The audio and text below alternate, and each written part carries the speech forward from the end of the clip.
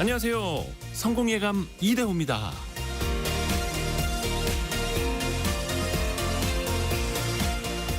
아무리 힘든 순간도 지나고 나서 보면 좋은 밑거름으로 기억이 됩니다. 처음 마주하는 일에 당황하고 경황이 없었던 순간들, 지나고 나서 보면 하나의 경험 자산이 되어 있기도 하죠. 어떤 일을 겪으면서 몸에 절차적 기억을 쌓게 되고요. 또 숙련의 시간을 거쳐 노하우가 될 정도로 능숙해지기도 합니다. 나중에는 더 어려운 상황에서 직관적으로 대응하기도 하죠. 지나고 나서 보면 왜 그때 그 순간을 실패했다고 넘어졌다고 받아들였는지 웃음이 나기도 합니다. 미국의 코미디언 스티브 앨런은 이런 말을 남겼는데요. 비극에 시간을 더하면 희극이 된다. 성공예감 이대호입니다. 시작합니다.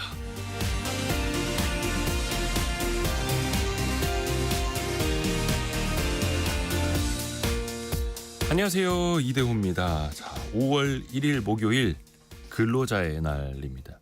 김동희 님이 오늘도 저처럼 일하는 분들이 제법 많네요.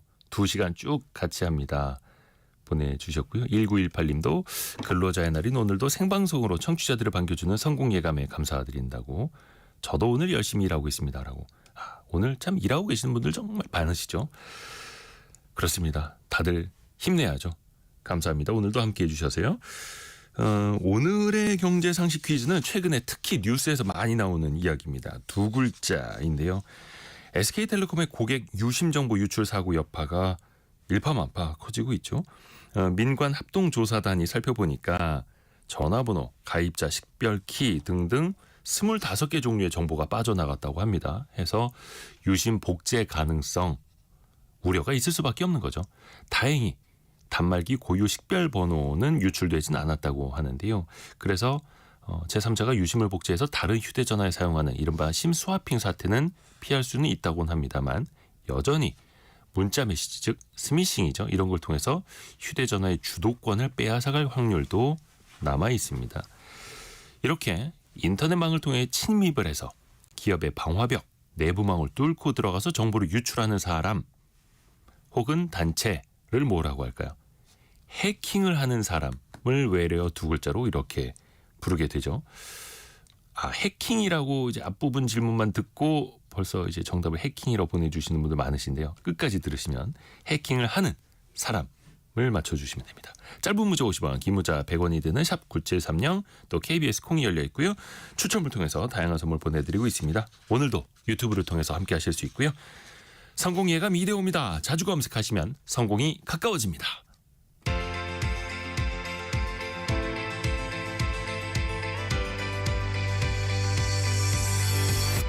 KBS 1라디오 성공예감 이대호입니다.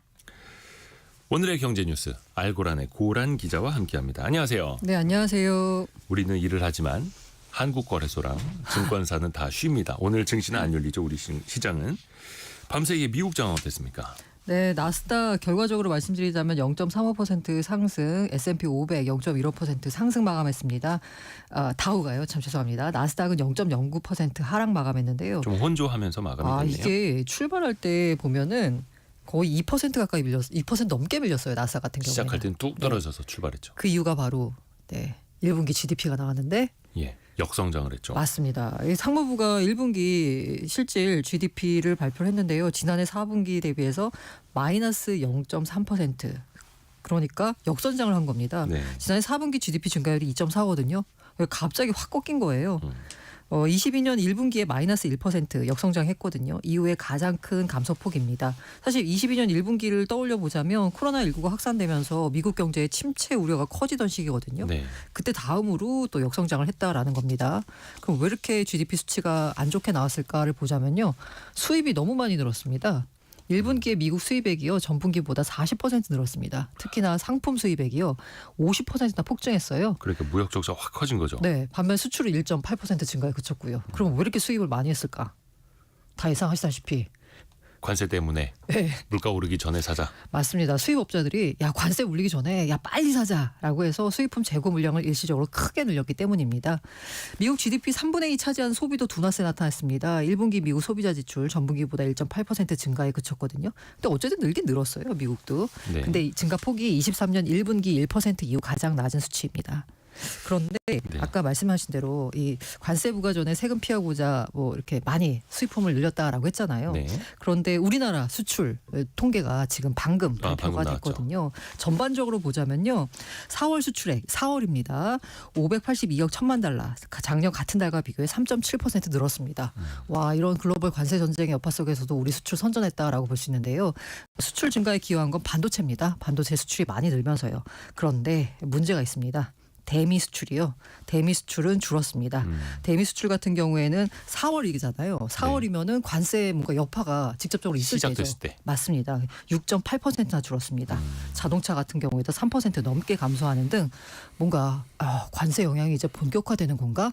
라는 게 지금 지표로도 나타나고 있습니다. 이제 심리가 아니라 실질적인 네. 경제 지표로 수출 데이터로 관세의 영향이 나타나기 시작을 했다. 사실 4월 달에는 뭔가 부과할 거다 이러면서 약간 불안감이 많았잖아요. 그리고 불확실성이 컸고요. 근데 이게 이제 조금 정리가 돼서 5월 지표에는 야 이제 뭐 관세 그렇게 안 물리겠지라고 해서 다시 정상으로 돌아왔으면 합니다. 그러게요.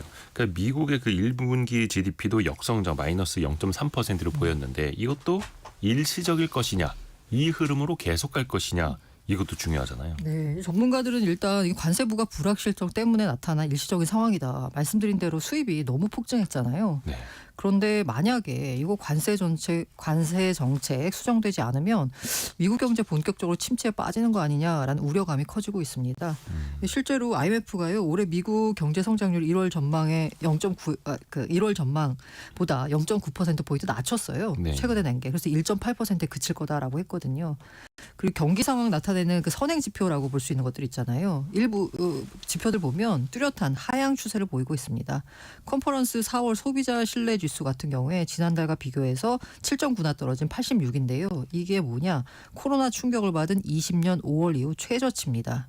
수치가 낮을수록 소비자들이 앞으로 경기 안 좋을 것 같은데 라는 의미로 해석한다라는 의미거든요. 그리고 구인 이직 보고서 졸트라고 하죠. 네. 3월 구인 건수 지난해 9월 이후 최저치를 기록했습니다. 이게 어쨌든 구인 건수는 고용 수치 영향 끼친 선행 지표잖아요. 그렇죠. 다 안 좋아지고 있습니다. 또 미국 연준에서 통화 정책을 펼 때 가장 신경 쓸 수밖에 없는 물가 지표 중에 하나가 발표됐어요. 네, PCE라고 하는데요. 요게 사실 생각보다 나쁘지 않네? 라고 하면서 증시가 반전의 계기를 마련해서 결국 다우나 S&P 500 같은 경우에는 상승 반전 마감한 건데요. 상무부에 따르면 지난달 미국 PCE 물가 지수가 1년 전보다 2.3% 상승했습니다. 네. 작년 9월에 2.1이었거든요. 이후에 가장 작게 올랐어요. 지난달과 비교하면 보합이고요. 그러니까 오름세가 멈췄다라고 볼 수 있습니다. 그리고 이 근원 PC라고 하죠. 식품 에너지 변동성이 큰 것 뺀 그 근원 PC 물가지수가 전년 대비 2.6% 올랐어요. 전월엔 3%였거든요. 오름폭이 작아졌습니다. 그러니까 인플레 수치가 약간 안정 국면에 접어들었는데 라고도 해석할 수 있는 거죠. 말씀하신 대로 PC 물가지수 같은 경우에는요. 미국 거주자들이 상품과 서비스를 구매할 때 지불하는 가격을 측정하는 물가지수인데 이 연준이 요걸 제일 눈여겨본다라고 합니다. 요걸 봐가지고 요게 조금 수치가 높다라고 하면 인플레가 좀 심화되겠구나라고 해서 금리를 조금 올리고 만약에 요게 좀 안정이 되면 금리를 좀 낮춰도 되겠구나라고 생각하는 건데 요 지표가 이제 좋게 나오면서 연준이 금리 내릴 수 있겠네?라는 기대감에 시장이 반응을 한 거죠. 근데 이게 참 좋게 보면은 관세 우려에도 불구하고 물가가 진정되고 있다 이렇게 볼 수도 있는 거고 나쁘게 보자면은 이거 경기 침체가 다가오고 있는 것 아니냐. 앞으로가 더 큰 문제 아니냐 또 이렇게 볼 수도 있는 거고요. 시장이 그래서 흐름을 계속 봐야죠. 맞아요. 네. 시장이 해석하기 나름인데 말씀하신 대로 이거를 이제 침체 징후로 볼 수도 있는데 또 투자하는 사람들 입장에서는 연준 금리 내려주겠네?라고 또 해석하기도 하죠. 그렇죠. 또 연준이 금리를 내려주면 또 그 유동성이 금융시장으로 또 갈 테니까요. 그 SK텔레콤 유심 해킹 사태 관련해서 국회에서 청문회가 열렸습니다. 네, 유영상 SK텔레콤 대표가 나와서요. 이번 해킹 사고가 이동통신사 역사상 최악의 해킹 사고다라고 하면서 고개를 숙였습니다. 이게 해킹 공격으로 SK텔레콤 사용자 그리고 이제 알트폰 요거까지 포함하면 가입자가 2,500만 명이에요. 우리 국민 거의 절반. 아, 그러니까 너무 많은 거죠. 네. 그리고 전체 가입자 정보 유출 가능성을 최수진 국민의힘 의원이 물었습니다. 그랬더니 최악의 경우 그럴 수 있다고 가정하고 준비하는 중이다라고 밝혔습니다. 그 해킹 사건에 대해서 최초 보고받은 시점이 20일 오전 8시예요. 생각보다 너무 빨리 받았잖아요. 네. 그래서 이제 어쨌든 이 유영상 대표는 내가 오후 2시에 이제 경영진 전체 회의할 때 해킹에 대해 늦었지만 바로 신고하라고 지시했다라고 얘기했어요. 하지만 이거 해킹 발생한 시점과 뭐 보고한 시점 이걸 보자면 늑장 신고하는 거잖아요. 네. 그래서 아니 키사에 한국인터넷진흥원에 늑장 신고한 거 아니냐라는 지적에 대해서도 신고 절차에 문제가 있었다라면서 인정을 했습니다. 어쨌든 그 해킹 공격을 받은 것으로 확인된 게 홈 가입자 서버거든요. 네. 이거 세대 말고 추가 유출도 있었냐라고 물었더니 그거는 아직 우리가 확신할 수는 없고 민관 합동 조사단 결과가 나오길 기다리고 있다라고 했어요. 그리고 이번 해킹에 사용된 것으로 파악된 게 BPF 도어 공격이라고 해요. 네. 이게 지난해 국내 통신사에서 이 공격이 있었다고 합니다. 근데 공격이 있었는데 뭔가 문제는 없었는데 이것 때문에 이게 이번에 유출된 거 아니냐라는 얘기가 나오고 있거든요. 이것과 관련돼서 보고받지 못했다, 송구하다라고 말해서요. 이 보안 관련된 사고에 대해서 이 C레벨급이 그러니까 최고 경영진급이 제대로 파악을 못하고 있는 거 아니냐라는 얘기가 나왔죠. 뭐 해킹 공격이야 언제든지 계속 쏟아지는 건데 계속해서 열리지 않던 문이 왜 이번에는 열렸을까? 사실 그게 또 핵심이 되겠죠. 네. 또 SK텔레콤의 정보 보안 관련된 이제 예산 이런 것 가지고도 또 논란이 있지 않습니까? 사실 이게 이제 얘기가 나온 게 뭐냐면요. 지난해 이제 통신 3사 정보보호 투자액을 봤어요. 이게 정보보호에 쏟는 돈은 평시에는 티가 안 납니다. 그냥 비용이에요. 그런데 이게 항상 사고가 터지면 그 부분이 문제가 되는 거거든요. 사실 앞서서 KT나 LG U+ 같은 경우에는 사고가 있어서 이 비용이 조금 올라갔어요. 네. 그런데 상대적으로 SK텔레콤 같은 경우에는 사고가 없었기 때문에 이게 경영진 입장에서 보자면 쓸데없는 돈인 거예요. 어떻게 보자면. 그러다 보니까 600억 원대에 그친다라고 합니다. 통신 3사 중 가장 낮다라고 해요. 게다가 올해 정보보호 임원회의 한 번도 열지 않았다라고 합니다. 예, 그에 대해서 이제 유영상 대표는 이게 SK텔레콤뿐만 아니라 자회사까지 이제 합치면 800억 원 수준이다라고 해명했는데 네. 사실 1조 넘게 영업이익 벌어들이는 회사가 1,000억 원도 투자 안 한다는 건 저는 조금 좀 너무 투자 비용이 낮지 않나라는 생각이 듭니다. 그렇죠. 어쨌든 이번에 이제 해킹 사고가 났으니까 가입자 입장에서 불안하니까 다른 통신사로 옮기고 싶잖아요. 그렇죠. 그런데 이게 위약금이 있어요. 아. 이게 이제 약정 걸어두면. 그렇죠. 2년 약정 맞아요. 보통들 걸어놓으니까. 그래서 가입자가 계약을 해지할 때 위약금 납부를 면제해줘야 되는 거 아니냐라는 지적이 나왔어요. 그러니까 통신사 잘못 때문에 맞아요. 소비자가 피해봐서 네. 소비자들이 더 큰 피해를 예방하기 위해서 옮겨가는 건데 발목이 잡혀 있으니. 그에 대해서 유영상 대표가 사내에서 종합적인 검토를 거친 후 확실히 답하겠다라는 입장만 되풀이해서 뭔가 정확한 입장을 내놓지 않았습니다. 이게 사실 소비자 입장에서는 좀 이해가 어려운 부분이거든요. 또 CEO 입장에서는 즉답하기 어려우니 또 네. 이제 국회에서는 그래서 최태원 회장 나와라 또 이러고 있는 거죠. 그리고 또 네. 일부 SK텔레콤 대리점에서 신규 가입 이벤트를 벌이고 있어요. 유심 바꾸기 힘드시죠? 신규 가입하시면 유심이 그냥 자동으로 교체가 되니까. 그러니까요. 그 부분에 기존 대해서. 고객한테 내줄 유심은 없는데 신규 고객한테 맞아요. 줄 유심은 있다. 그래서 비난이 나오니까 이제 유영상 대표는 각 대리점의 영업 활동을 본사가 제지할 방법은 없다라는 그냥 입장을 밝혔습니다. 근데 이런 것도 좀 컨트롤을 해야 되는 거 아닌가라는 생각이 들어요. 소비자 입장에서 어차피 본사건 지점이건 다 SK텔레콤이니까요. 또 어찌됐든 간에 KT나 LG U+가 또 상생하는 차원에서 자신들 유심을 또 이제 공유하겠다, 지원을 하겠다 이런 대책도 내놨더라고요. 그리고 이제 재밌는 질문이 뭐였냐면 네. 혹시 너네 경영진들은 다 유심 바꾼 거 아니야? 라는 질문을 했어요. 중요한 이슈죠. 네, 그랬더니 최태원 SK그룹 회장을 포함해서 SK그룹 임원단 절대 유심 교체 없었다. 우리는 그 유심 보호 서비스에만 가입했다. 그걸로도 충분하다라는 답을 했습니다. 또 SK그룹 직원들한테도 유심 교체보다는 유심 보호 서비스 가입 정도로 하자 이렇게 네. 또 독려를 하고 있다라고 하고요. 또 하나 걱정되는 게 이게 복제폰이 만들어지지 않을까. 네. 뿐만 아니라 요즘에 신분증도 모바일로 담아서 다니시는 분들 많거든요. 그러니까 네, 맞아요. 사진 찍은 거 맞아요, 말고 맞아요. 특정 어플에다가 모바일 신분증을 공인해서 담는 거. 이거는 문제 없을까요? 이게 행정안전부가 공인해서 서비스하는 겁니다. 그런데 행정안전부 입장이 모바일 신분증은 복제폰에서 발급받는 것이 원칙적으로 불가능하다. 안전하게 관리되고 있다라고 강조했습니다. 이게 사실 온라인 커뮤니티 등에서 여러 가지 우려가 나오고 있거든요. 그런데 이제 행안부 입장은 뭐냐면 모바일 신분증 발급이 반드시 본인이 직접 주민센터 등 발급 기관을 방문해서 신원 확인 절차를 거쳐야 되고요. 신원 확인 후에 비밀번호 등록하고 IC 칩에 내장된 실물 신분증 교부 받고 이런 여러 가지 과정을 거치기 때문에 단순히 개인정보 알고 있다라고 해서 발급받는 거 불가능하다라고 강조를 했습니다. 아울러서요 경찰은 이번 사건 관련해서 전담 수사팀 꾸리고 수사에 착수했다라고 합니다. 자, 그리고 우리나라가 미국과의 관세 협상 혹은 협의 진행하고 있지 않습니까? 네. 그런데 미국 재무부 장관이 좀 이상한 말을 했어요. 이게 그 방송으로 나오는데 뭔가 여러 가지 의미가 있는 말을 했습니다. 이제 우리나라나 뭐 일본 얘기 뭐 이런 국가와 협상이 어떻게 진행되느냐 뭐 이런 얘기를 하면서 뭐라고 했냐면 이들 국가의 정부는 선거 전에 무역 협정의 틀을 마련해서 미국과의 협상을 성공적으로 진행했다는 것을 보여주기 위해 선거 전에 무역 협상의 기본 틀을 마련하는 것을 원하고 있다라고 말했습니다. 그러니까 이제 미국 쪽의 협상 성과를 설명하는데 야 실은 이 상대국이 선거 때문에 더 빨리 협상을 서두르려고 해. 그러니까 우리 이게 협상 결과 조만간 나올 거야라고 얘기를 한 거예요.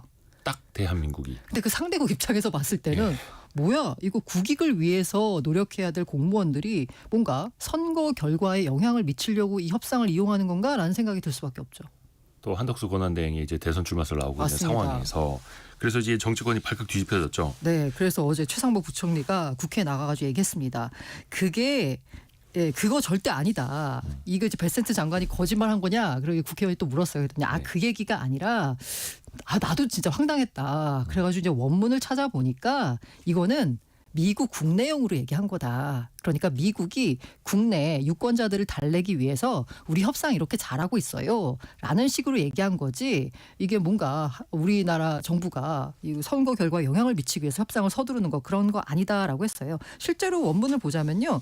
그게 우리나라 콕 집어서 얘기한 게 아니라 한국은 대선이 있잖아요. 6월 3일 날. 네. 일본엔 7월 참의원 선거가 있습니다. 그러니까 이제 우리나라나 일본이나 약간 선거 이벤트가 겹쳐 있어서 뭔가 협상을 빨리 할 거야 라는 식으로 국내용으로 베센트 장관이 발언했다라고 해명을 했고요. 그리고 한덕수 대통령 권한대행한테 이제 혹시 협상 빨리 해라 라고 지시했냐 라고 했을 때 최상목 부총리는 전혀 하지 않았다라고 답을 했습니다. 어찌됐든 간에 우리 정부 차원에서 미국 재무부에 관련된 발언 배경을 요청해 놨다라고 하는데 강력하게 해명을 요청해야죠. 이거는 국가 대 국가의 일이고 맞습니다. 이것 때문에 우리 국익이 또 손해를 볼 수도 있는 일이니까 강력하게 해명을 요청하고 또 이거를 협상의 지렛대로 쓸 수도 있는 거예요. 우리 입장에서 보면. 봐라. 너희 한마디 때문에 우리가 이렇게 되지 좋네요. 않았느냐. 협상의 지렛대로 쓴다는 거. 네. 또 하나가 트럼프 대통령의 장남이 우리나라 방문을 해서 엄청나게 화제가 됐는데요. 누구누구를 만났을까요? 거의 30분에서 1시간가량 릴레이로 면담했습니다. 그러니까 총수들이 줄을 서서 이제 들어가서 면담을 하는 거예요. 가장 눈에 띄는 게 저는 사실 한화그룹. 형제 삼형제가 있잖아요. 삼형제가 모두 출동했습니다. 김동관 하나그룹 부회장, 김동원 하나생명 사장, 김동선 하나갤러리아 호텔앤리조트 미래비전 총괄 부사장. 아무튼 삼형제가 모두 다 이제 면담을 하고 호텔 커피숍에 커피를 포장하는 모습까지 포착이 되면서 사실 눈길을 끌었습니다. 하나그룹 같은 경우에는 사실 원래 트럼프 가문이 속한 미국 공화당과 밀접한 관계 유지했어요. 2017년 트럼프 1기 때 이제 취임식 열렸잖아요. 네. 삼형제 아버지인 김승현 회장, 국내 10대 그룹 총수 가운데서 유일하게 초청을 받기도 했고요. 네. 김동관 부회장은 올해 1월에 열린 트럼프 2기 취임식에 참석하기도 했습니다. 하나그룹 같은 경우에는 미국에 이제 조선소가 있잖아요. 그렇죠. 조선업 협력 진행하고 있고요. 또 이제 태양광 생산기지 조지아주에 있습니다. 이렇기 때문에 뭐 여러 가지로 밀접한 관계가 있어서 아마 뭔가 협력을 요청하기 위해서 줄을 서서 기다린 거 아닌가라는 생각이 듭니다. 근데 4대 그룹 총수들이 만났다는 얘기는 없었던 것 같습니다. 일단 정의선 회장 같은 경우에는 해외 체류 중이고요. 이거 그 트럼프 대통령 취임일 100일 성과 과시하기 위한 미국에 투자하라 인베스트 인 아메리카 행사를 열어요. 여기 초청받았습니다. 뭐 현대차 초청받을 자격 있죠. 많이 투자했으니까. 트럼프 주니어가 아니라 트럼프가 있으니까 네, 맞습니다. 그곳에 갔다. 그리고 나머지 뭐 LG 그룹 국방부 회장이나 추태원 SK그룹 회장, 이재용 삼성전자 회장 등은 뭔가 만날 계획이 없는 것으로 전해져 있습니다. 자, 그리고 마지막으로 이거 하나 짧게 들어볼까요? 복귀하지 않은 의대생들이 있지 않습니까? 네. 그 유급이 사실상 확정되는 거죠. 맞습니다. 어젯밤 12시까지 복귀를 해야 됩니다. 네. 그래서 만약에 12시까지 복귀 안 하면 올해 학교에 돌아올 기회는 없어지게 된다라고 밝혔고요. 네. 그래서 일각에서는 이 학사 유연화라고 해서요 좀 봐준다라는 얘기가 있었거든요. 네. 근데 이에 대해서 어제 정부가 학사 유연화 한다고 해도 학생들이 돌아올 수 없다라면서 못을 박았습니다. 알고라네 고란 기자 함께했습니다. 고맙습니다. 네, 감사합니다.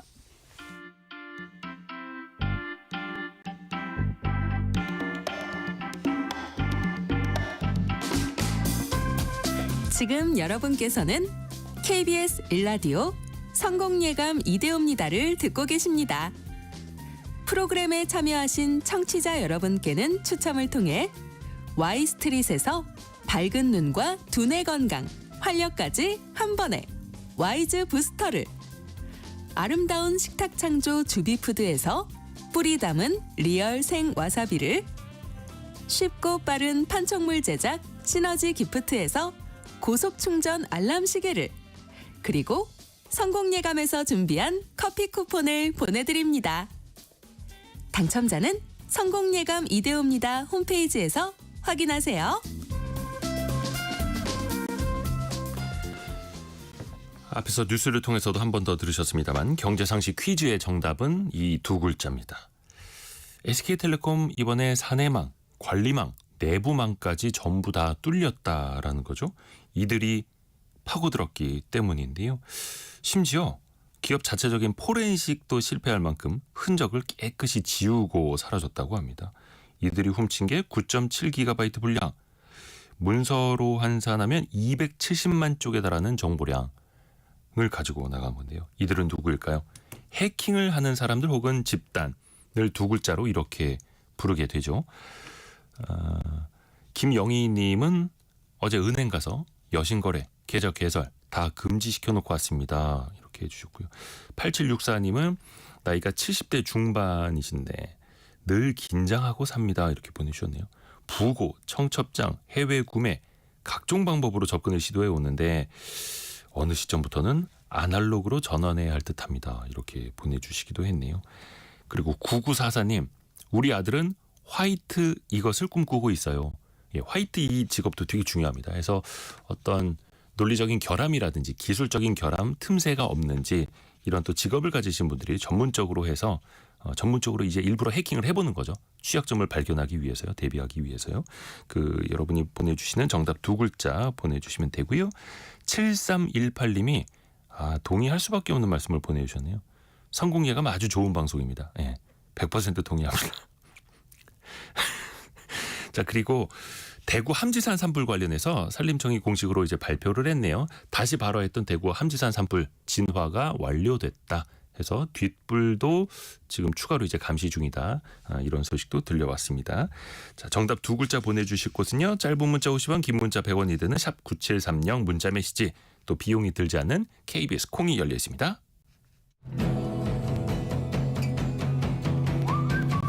오늘의 움직임에 주목하고 세상의 흐름을 놓치지 않습니다.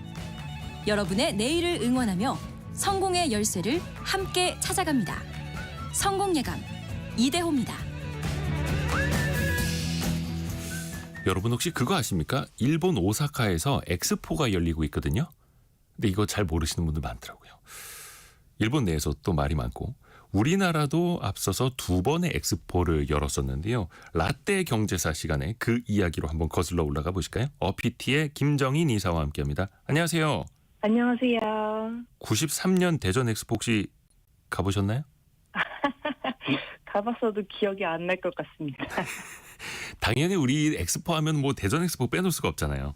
네, 그렇죠. 이제 대전 엑스포 이제 개막식 당시에 신문 기사대로 소개를 하면요, 예. 이제 새로운 도약의 길이라는 주제로 세계에서 108개국과 33개의 국제기구가 참가해서 역대 엑스포 중 최대 규모의 참가 기록을 세웠다. 그때 당시에 이런 이제 국제 행사로 소개가 됐습니다. 정말로 이제 하루 평균 10만 명이 관람하는 등 총 1,400만 명이 관람을 했고요. 이제 개회식은 갑천 물속에서 마스코트인 꿈돌이가 태어나는 식전 행사 영상이 있었는데 되게 좀 좋아 보이더라고요. 근데 사실 엑스포 하면은 그 뭐 90년대 초반까지만 하더라도 선진국이나 개최하는 것 이렇게 알았었잖아요. 근데 선진국이 네. 아닌 나라에서 처음으로 열린 게 이 대전 엑스포였다고요. 맞아요. 사실 엑스포에 좀 종류가 있는데 이제 뭐 우리가 이제 생각하는 종합적인 엑스포가 이제 그 종합 엑스포가 있고 그리고 네. 뭐 한 가지 주제로 하는 인정 엑스포가 있어요. 근데 뭐 꿈돌이 나오는 우리 대전 엑스포는 인정 엑스포긴 하지만 1993년 대전 엑스포는 그때 당시에 인정 엑스포라도 선진국이 아닌 국가에서는 처음 열린 엑스포였습니다. 2022년에 여수에서도 이제 인정 엑스포가 열렸었는데요. 네. 부산에서 종록 엑스포 제일 큰 엑스포를 좀 열려고 했었는데 2030년에 열려고 했었는데 안타깝게도 실패했었죠. 우리가 1988년에 서울올림픽 열었었고 그 후로 딱 5년 만에 대전 엑스포 열었던 건데 우리나라가 당시 어떻게 선정이 됐을까요? 엑스포 개최국으로. 그 말씀하신 대로 서울 올림픽 성공한 다음에는 역시 엑스포를 해야 한다. 스포츠 다음에는 문화다라는 분위기가 좀 있었어요. 네. 근데 이 문화 중에서 또 어떤 문화냐? 기술을 우리는 좀 해야 된다. 근데 기계 설비 같은 걸 다 빌려올 정도로 기술 후진국이었는데 빠르게 성장을 하면서 과학기술로 도약하는 첨단 제조업 국가다라는 성장서사를 좀 어필을 했어요. 그래서 서사가 항상 중요하죠. 그래서 사실 이제 대전을 밀었던 겁니다. 네. 대전에 연구단지가 있잖아요. 그래서 우리는 선진국이 아니어도 엑스포를 통해서 미래 발전상을 세계에 제시할 수 있어. 라는 패기가 이제 세계에서 보기에 좀 굉장히 매력적이었나 봐요. 마침 이제 세계 박람회 내에서, 박람회 단체 내에서도, 협회 내에서도 언제까지 북미하고 서유럽만 할 거냐 하는 네. 피로감이 좀 있었어서 적극적으로 어필하고, 맞아, 그럴만해 라는 생각이 드는 그런 서사를 이제 가져온 한국을 선택을 한 거였죠. 우리나라가 개최를 한 건 93년이 처음이었는데 참가를 한 거는 꽤 오래됐다면서요. 그렇죠. 사실 가장 오래된 시절로 거슬러 올라가면요. 1893년에 시카고에서 열린 만국 박람회에 참가를 좀 했었습니다. 네. 이때 당시에 조선은요. 기와집 형식의 한국관을 지어가지고 참가를 했고요. 뭐 악공이라든지 사절도, 외교 사절도 동행을 했었습니다. 그리고 또 1900년에는 파리 박람회 대한제국 명의로 참가를 했어요. 이때는 우리나라의 전시관이 또 근정전을 본떠가지고 여기 불화하고 도자기하고 국악기를 전시를 했었습니다. 일제강점기에는 뭐 세계박람회는 아닌데 이제 조선박람회, 이제 우리나라에서 박람회를 열었었는데요. 이제 일제강점기 때 일제주도 박람회도 사실 다수 개최가 됐었어요. 네. 식민지 이미지 연출에 활용을 했었죠. 근데 사실 한두 세기 전의 엑스포는요.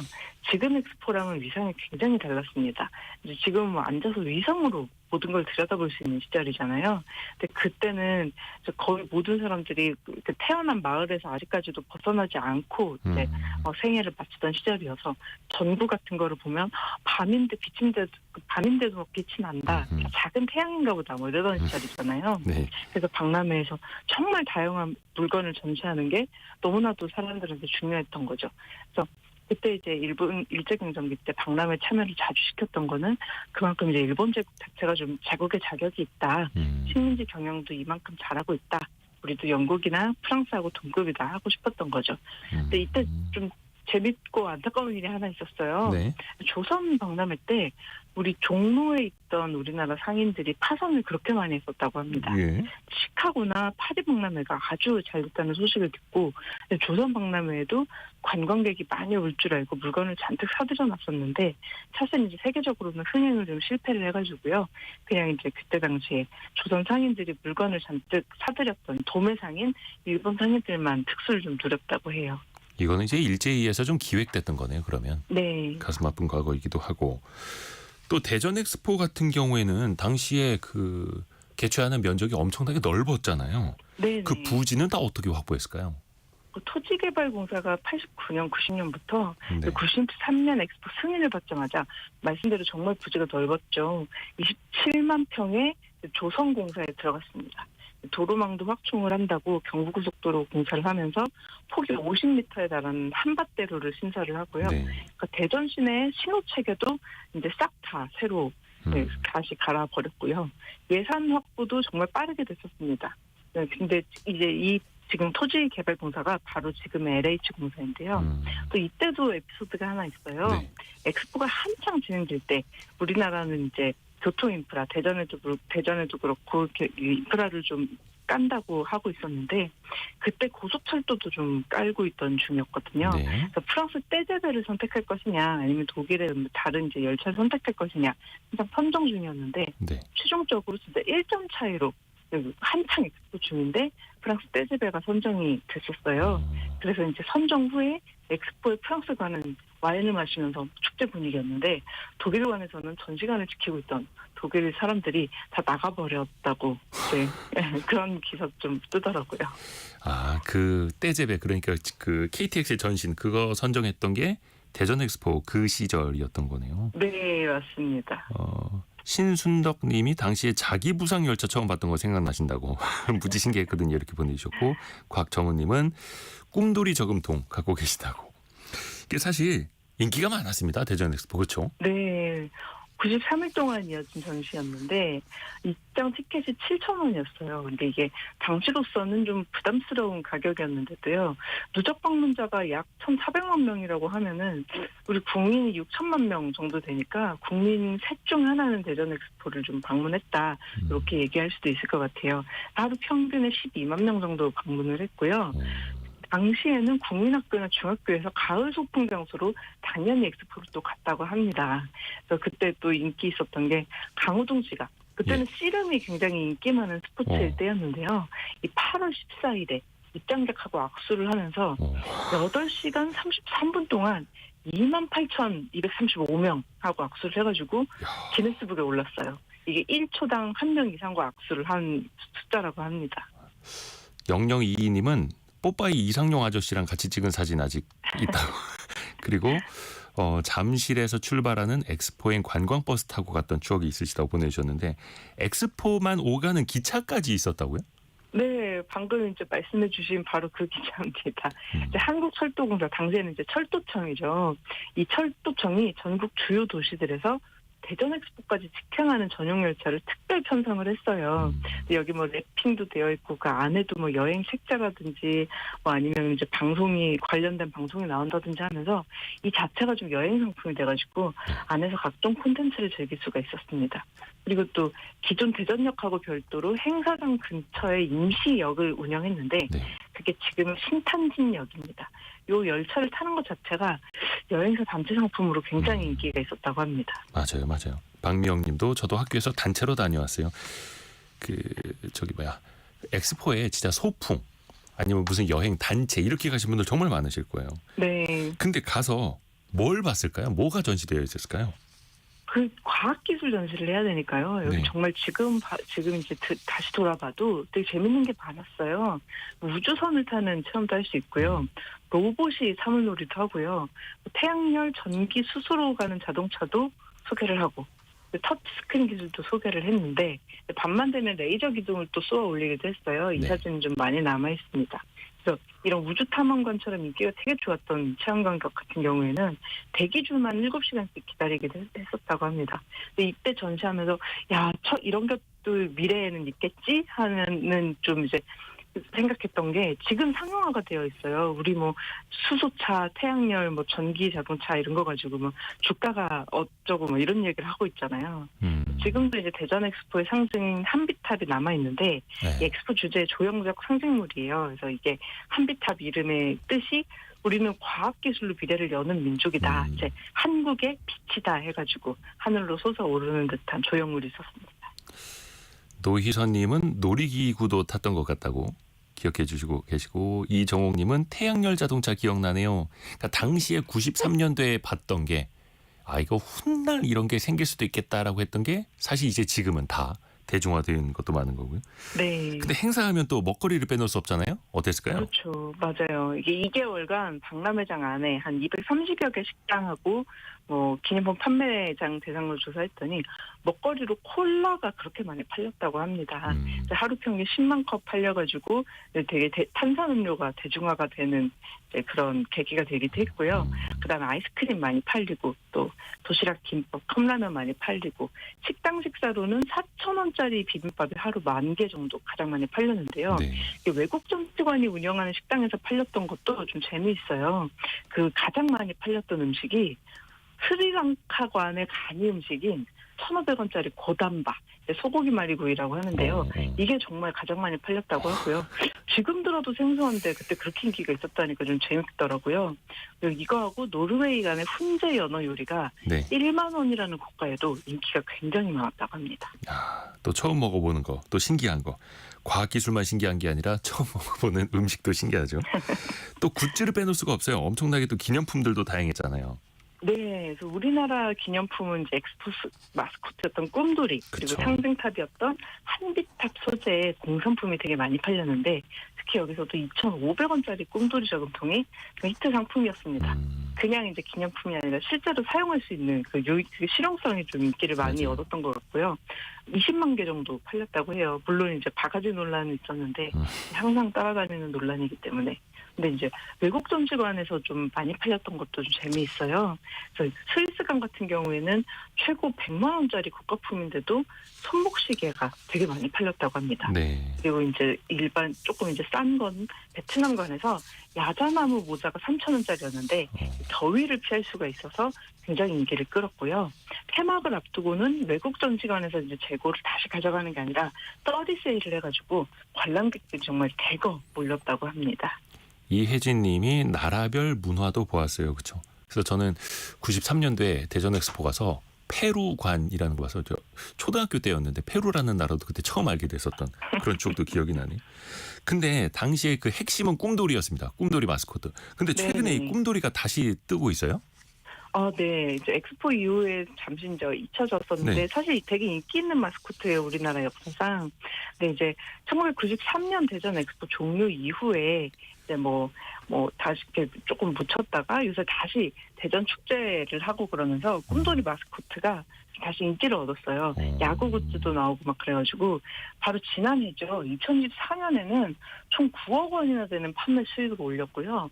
올해는 조금 더 기대를 하고 있다고 합니다. 지금 대전에 가면은 꿈돌이 택시가 이제 대전을 좀 누비게 되어 있습니다. 꿈돌이 택시가 있군요. 그리고 6363님이 대전 엑스포 때 처음으로 도우미 제도가 탄생한 걸로 알고 있어요. 그렇죠? 자원봉사자 맞아요. 여러분. 특히 저도 네네. 어릴 적에 도우미 누나들이랑 사진 찍으려고 막 줄서서 뛰어가서 사진 찍어주세요 하고 자원봉사자들의 노력을 빼놓을 수가 없어요, 진짜. 맞아요. 특히 전국 각지에서 모인 약 이제 7,600명 넘는 자원봉사자들이 참여를 해가지고 통번역은 물론 청소 안내 같은 다양한 역할을 수행했는데 이 말씀하신 대로 도우미라는 이제 신조어죠. 그때 당시 신조어. 맞아요. 이 말이 처음 공식화된 행사입니다. 지금은 이제 우리나라 서비스나 이벤트 산업에서는 거의 관련 직종이 새로 생겼어요. 그러니까 엑스포 조직위원회가 자원봉사자들을 도움이라고 공식적으로 이름을 명명을 했고 네. 지금은 이제 서비스직 종사자의 일반 명칭처럼 되어 있습니다.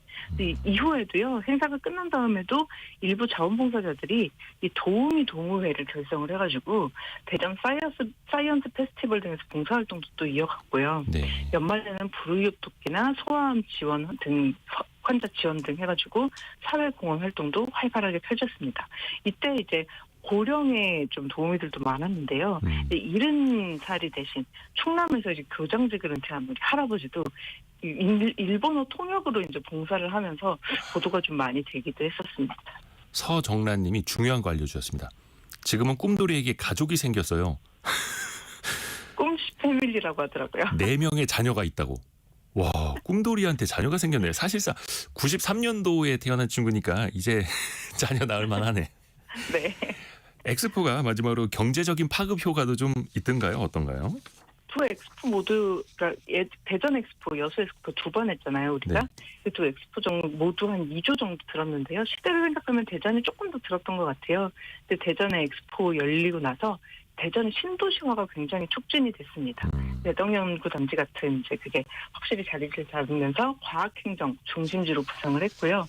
여수 엑스포 한 다음에는 남해안 관광벨트 활성화가 좀 시동이 걸렸어요. 네. 근데 대전 유사는 조금 노후화가 많이 됐는데 꿈돌이 다시 이제 IP 뜨는 거 보면서 다시 이제 좀 새로 시동을 걸고 있고요. 여수 같은 경우에는 아쿠아 플라넷 민간 개발로 넘어가면서 이제 뭐 일부는 아직 흑자를 내고 있는데 일부는 좀 지켜봐야 될 것 같습니다. 어피티의 김정인 이사와 함께 추억의 엑스포 이야기 들어봤습니다. 고맙습니다. 감사합니다. 라디오 정보센터 다녀옵니다. 대법원 전원합의체는 오늘 오후 3시 이재명 더불어민주당 대선 후보자의 공직선거법 혐의 상고심 판결을 선고합니다. 상고심 선고는 KBS 등 TV방송과 대법원 유튜브를 통해 생중계됩니다. 한덕수 대통령 권한대행이 오늘 오후 대선 출마를 위해 사퇴할 것으로 보입니다. 한 대행은 오늘 오전 사퇴 전 마지막 일정으로 안보관계 장관회의를 주재하고 이후 자신이 낸 사직서를 스스로 결재할 전망입니다. 정식 출마 선언은 내일이 유력합니다. 한국수력 원자력이 사업비 26조 원으로 추산되는 체코 신규 원전 사업자로 최종 선정됐습니다. 오는 7일 체코 프라하에서 본계약이 체결될 예정입니다. 한국 기업의 원전 수출은 2009년 아랍에미리트 바라카 원전 이후 16년 만입니다. 미국 트럼프 행정부의 관세 정책 등으로 인해 지난달 우리 대미 수출이 지난해 같은 기간보다 6.8% 줄어든 106억 달러를 기록했습니다. 이에 따라 대미국 흑자 규모도 지난해 대비 9억 달러 감소한 45억 달러 흑자를 기록했습니다. 지난달 우리 전체 수출은 지난해보다 3.7% 증가한 582억 1천만 달러를 기록하면서 석 달 연속 플러스 성장을 이어갔습니다. 지금까지 라디오 정보센터 뉴스 정한나였습니다. 이 지구상에 사는 사람들에게 유일하게 공평한 것 딱 한 가지가 있다면 아마 시간 아닐까요? 시간? 돈, 뭐 땅, 모든 게 다 이제 불공평할 수는 있는데 시간 하나는 누구에게나 공평합니다. 하지만 그 시간에 대한 개념은 사람마다 달라요. 뭐 예를 들어서 어떤 사람은 한 3, 40분 출근길도 막 힘들다고 하고 멀다고 하고 누군가는 1시간, 1시간 반도 그냥 꿋꿋하게 다니는 출근길이 되기도 합니다. 심리학 개론 시간에 같이 한번 들여다보시죠. 경남대 심리학과 김태훈 교수와 함께합니다. 안녕하세요. 안녕하세요. 교수님은 주로 이제 경남대 네네. 근처에 계시잖아요. 네. 서울 왔다 갔다 하시는 시간은 좀 어떻게 느껴지세요? 그건 굉장히 길죠. 3시간 넘게 기차를 타야 되니까. 네. 근데 이제 가족 보러 올라오시는 시간은 그렇게 위안을 하고 있습니다. 근데 특히 이제 예를 좀 들어보자면 네네. 서울에 살면서 세종시로 출퇴근하시는 분들이 꽤 있더라고요. 꽤 있습니다. 근데 시간이 거의 뭐 왕복 한 하루 5시간이 걸리는 거예요. 맞아요. 이게 그러니까 집값이나 뭐 경제적인 거 주거 이런 거 차치하고 네.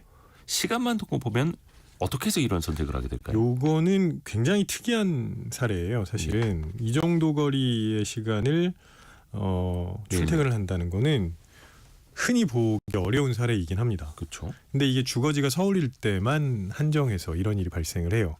이 정도 시간으로 출퇴근을 하는데 주거지가 서울이 아닌 경우는 거의 없습니다. 네.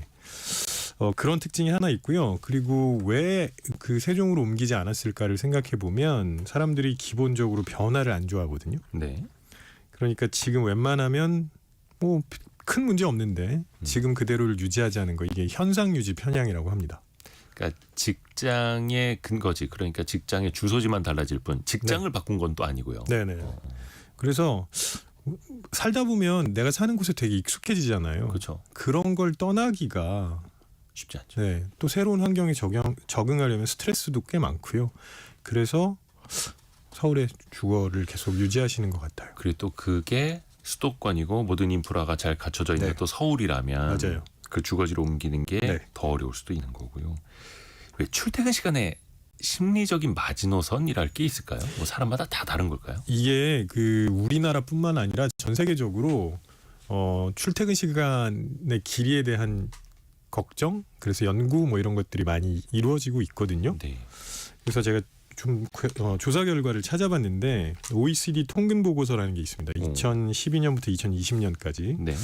60분이 넘으면 삶의 만족도가 좀 떨어지고요.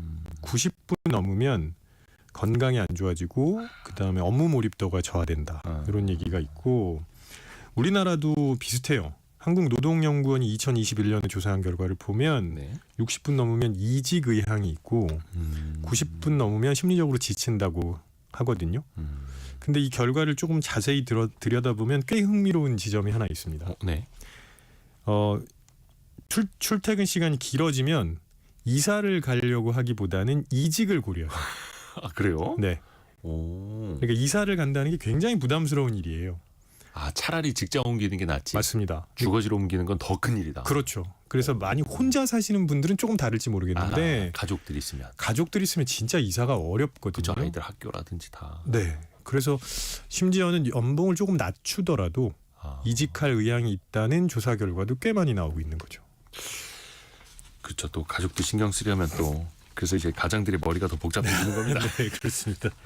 또 하나가 또 신기한 게 경기도에 살면서 뭐 서울로 출퇴근하시는 분들은 평소에 약속 장소 1시간 반 거리도 맞아요. 별 불만 없이 갑니다. 그때 지근거리에서 출퇴근하셨던 분들은 어디 1시간 거리로 오라고? 이러면 또 이제 약간 불평불만이 나올 수도 있거든요. 물론 이거 일반화할 수는 없습니다만 이런 심리는 어떻게 봐야 되겠습니까? 실제로 서울 시민은 경기도에서 약속 잡는 걸 별로 안 좋아하시는 것 같긴 해요. 예. 근데 경기도민을 보면 시도를 넘나드는 이동하는 삶에 익숙해져 있으세요. 그렇죠. 네. 서울 시민은 서울 안에서만 주로 생활을 하시잖아요. 그러다 보니까 이동 시간의 생각이 아예 다릅니다.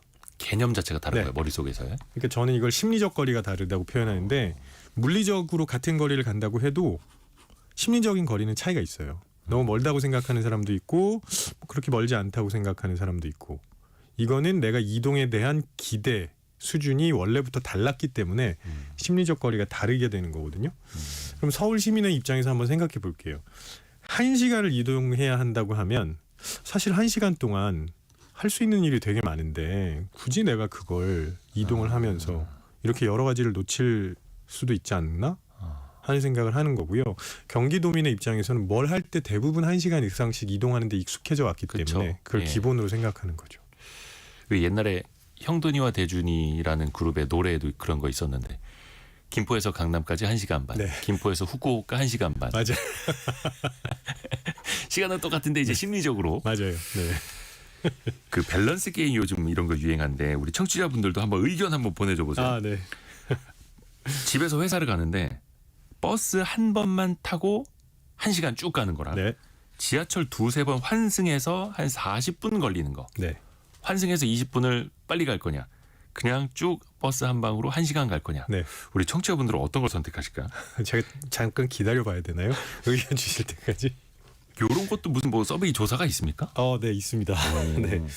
제가 일단 저의 선택은 네. 그냥 버스 타고 1시간입니다. 편하게. 네. 제가 이걸 고민을 좀 했어요. 약간 망설였는데 왜 그러냐면 20분 차이가 조사 결과에 의하면 환승을 고려할 수 있는 시간이에요. 20분 정도가. 예. 네. 근데 환승이 한 번이 아닙니다. 두세 번. 또 귀찮았지. 네. 그거는 왜냐하면 환승을 한 번 할 때마다 환승으로 인한 스트레스가 계속 쌓여가거든요. 그러다 보니까 한 두세 배 정도 체감 스트레스가 증가한다고 하는데 그러다 보니까 두세 번 환승해서 20분을 아끼는 거는 꽤 큰 일이 되는 거죠. 지금 이은태님, 주연실님, 남경옥님, 이용한님, 3048님, 이정옥님, 이혜진님, 이은태님까지 다 똑같이 1번. 버스로 그냥 1시간 안 갈아타고 한 번에 갈란다. 네. 사람들 생각이 비슷하네요. 네. 뭔가 더 불확실성을 싫어하는 걸 수도 있겠네요. 그렇기도 하죠. 이게 가다가 무슨 일이 있을지도 모르는 거고. 또 하나 이게 심리적 거리가 진짜 먼 데가 있습니다. 우리 동네에 있는 헬스장. 네. 코앞이죠, 사실. 뭐 사실 요즘에 헬스장이 주변에 많아가지고 맞아요. 지근거리에서 많이 이제 갈 수는 있는데 왜 이렇게 헬스장은 멀게 느껴질까요? 그게 이제 코앞이라고 한 몇 분만 가면 된다고 생각하시는데 사실은 그렇지 않아요. 그러니까 헬스장에 가는데 그 물리적인 거리만 생각하셔서 그러는데 네. 헬스장에 가기 위한 전체 시간을 생각해야 됩니다. 전체 시간이요? 네. 이동 거리만 생각하는 게 아니라 헬스장에 가기 위해서 마음의 준비도 해야 되고요. 뭔지 알겠다. 그 다음에 이것저것 다 챙겨야 되고요. 그 마음의 준비가 왜 필요할까요? 헬스장 운동하러 가는데. 저는 그것도 있어요. 헬스장 가서 옷 갈아입고 이것도 귀찮아. 그러니까요. 그런 모든 것들을 다 포함해야 되거든요. 그러니까 중요한 건 물리적 거리가 아니라 심리적 부담감의 총합이죠. 그게 마음의 거리, 네. 마음의 시간이 되는 거고요. 또 그런 거 있어요. 꼭 어릴 적에 학교 다닐 때 보면은 집 가까운 친구들이 지각을 더 많이 합니다. 네, 제 친구도 진짜 학교 초등학교 담벼락 밖에 사는 친구가 있었거든요. 네네. 그 친구가 제일 늦게 오더라고요. 맞아요. 이거 왜 그래? 거의 대부분 그러는데요.